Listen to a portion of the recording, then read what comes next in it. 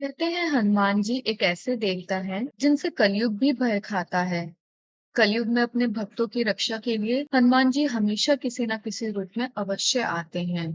दोस्तों, अयोध्या का इतिहास युगों पुराना है और यहाँ नित नए चमत्कार होते रहते हैं। परंतु आज हम हनुमान जी के जिस चमत्कार के बारे में आपको बताने वाले हैं, उस घटना को इतिहास के पन्नों में दबा दिया गया। ये एक ऐसा चमत्कार है जब महावीर हनुमान जी ने आतंकियों के प्लान को फेल कर अपने चमत्कार से पूरी अयोध्या नगरी को बचा लिया। इस चमत्कार के बारे में जानकर आपके भी होश उड़ जाएंगे। आस्था और चमत्कार का संबंध बहुत गहरा होता है, क्योंकि जहाँ आस्था होती है, वहाँ चमत्कार होना स्वाभाविक है। लोग अक्सर बात करते हैं कि हनुमान जी अमर हैं, किंतु कलयुग में इनके दर्शन क्यों नहीं हो पाते हैं? इसका सरल जवाब है कि जिनकी हनुमान जी में आस्था है, उन्हें हनुमान जी कहीं ना कहीं और किसी न किसी रूप में दर्शन दे ही देते हैं।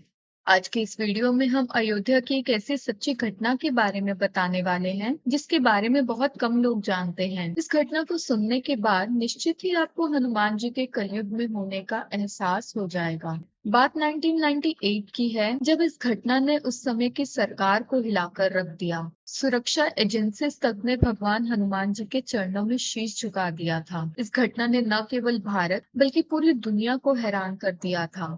नमस्कार दोस्तों, स्वागत है आपका अपने YouTube चैनल ज्ञान बीज पर। ये घटना वर्ष 1998 की है, जब अयोध्या अति संवेदनशील क्षेत्रों में आता था। 90 के दशक में अयोध्या में युद्ध जैसे हालात हो गए थे। उस समय की सच्ची खबरों को भी दबा दिया गया था। भारत में बम विस्फोट होना एक आम बात हो गई थी। बस स्टैंड, स्कूल से लेकर मार्केट्स और रेलवे स्टेशन, हर जगह एक नोटिस बोर्ड लगा होता था, जहाँ लिखा होता था कि किसी भी लावारिस वस्तु को ना छुएं। लावारिस वस्तु की जानकारी तुरंत पुलिस को दें। बाबरी ढांचे के गिराए जाने के बाद आतंकवादियों के निशाने पर पूरी की पूरी अयोध्या नगरी थी। आतंकवादी अयोध्या को बम से उड़ाने का प्रयास कर रहे थे और एक दिन करीब 20 किलो आरडीएक्स अयोध्या के अलग अलग जगह में प्लांट किए जाने की न्यूज उत्तर प्रदेश की एसटीएफ को मिली। इसका पता चलते ही एसटीएफ और पुलिस ने पूरी अयोध्या को सील कर दिया और तत्परता से कार्य करते हुए अधिकांश आरडीएक्स को समय रहते जब्त कर लिया। आतंकियों का प्लान था कि पूरी अयोध्या को एक ही दिन में ध्वस्त कर दिया जाए, लेकिन ज्यादातर बम को एसटीएफ ने सर्च ऑपरेशन करके डिफ्यूज कर दिया था। लेकिन एक आतंकी बम निरोधक दस्ते का भेष बनाकर अयोध्या के सबसे प्राचीन हनुमानगढ़ी मंदिर में घुस गया और उसने टाइम सेट करके वहां बम लगा दिया। जब पुलिस ने उसे बाहर भागते हुए पकड़ा और पूछताछ शुरू की, तब उसने हंसते हुए बताया कि उसने मंदिर में टाइम बॉम्ब सेट कर दिया है, जिसको अब कोई नहीं रोक सकता, क्योंकि बम विस्फोट होने में केवल 1 मिनट शेष रह गया था।